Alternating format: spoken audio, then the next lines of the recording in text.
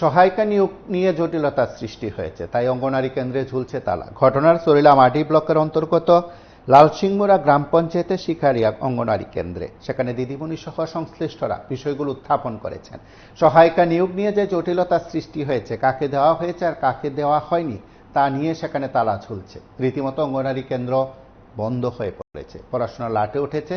সংশ্লিষ্টরা সংবাদ মাধ্যমের মুখোমুখি হয়ে প্রতিক্রিয়া ব্যক্ত করেছেন। আমরা তাদের সবার বক্তব্য শুনব। সেন্টার তো আজকে প্রায় 2 মাসের উপর হইব বদ্ধ। আগে যে হেল্পার আসলো সাবস্টিটিউট, তাই নিয়ে 1.5 বছরের মতো করছে স্কুল। নাম কি আসলো তাই? চম্পা ঘোষ। আচ্ছা, এখন কি দিয়েছি? তাই নিয়ে ওখানে মানে তাইনের দিব বসলো বলে আর কি চাকরি। আচ্ছা, তাইনের দিছে আমাদেরকে অনেক ইন্টারভিউ দিছে, 2-3 জন অনেক ইন্টারভিউর অফার আইছে পিঙ্কিশিলের নামে। তারপরে তারা এসে যেদিন অফার আইছে, তারা পিঙ্কিশিল আইসে পরে তারা আইসে আয়াসিরা, তারা গ্রামবাসী কাটা লইয়া সেটা আয়াসিরা তারা স্কুল তালা দিয়ে গেছে। তারপরে আমি জানাইছি, যেদিন স্কুল তালা দিছে সেদিন আমি অফিসে বোঝায় জানাই আইছি, পঞ্চায়েতেও জানাই আইছি।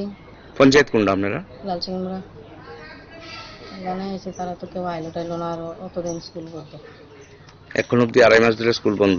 প্রায় 2.5 মাস, জুন মাসের 12 তারিখ থেকে বন্ধ। তো বাচ্চারা কেমনে পড়াইতেছেন? বাচ্চারা তো পড়াশোনা কেমনে, পড়াশোনা কই করামো, মানে দেন না কি অবস্থা।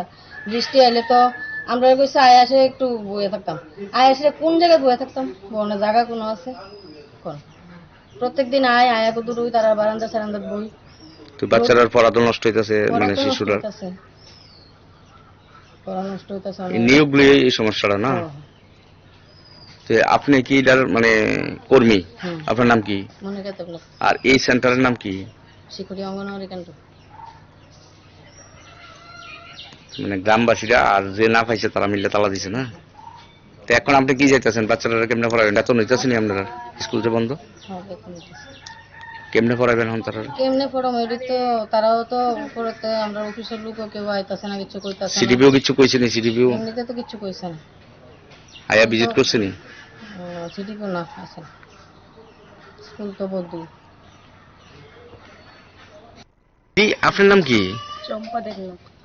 কি তো হয়েছে এই অঙ্গনওয়াড়ি সেন্টারে?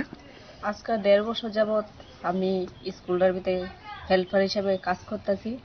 তার পঞ্চায়েত রেজুলেশন আমার দিছে, পঞ্চায়েতে তার সিদ্ধান্ত করে আমার অঙ্গনওয়াড়ি হেল্পার লেগে কাজ করার লেগে দিছে। আমি প্রেগনেন্ট অবস্থায় আছিলাম, এই সময় আমার 8 মাস চলতেছে প্রেগনেন্ট অবস্থা। এই সময় থেকে আমি স্কুলটা বহুত কষ্ট করে করতেছি। যে সময় বাচ্চাটা জন্ম হয়েছে, হওয়ার পর এই বাচ্চাটারে ছোট বাচ্চা বাড়ির ফালে এসে আমি স্কুলটা চালাইছি, বহুত কষ্ট হয়েছে আমার।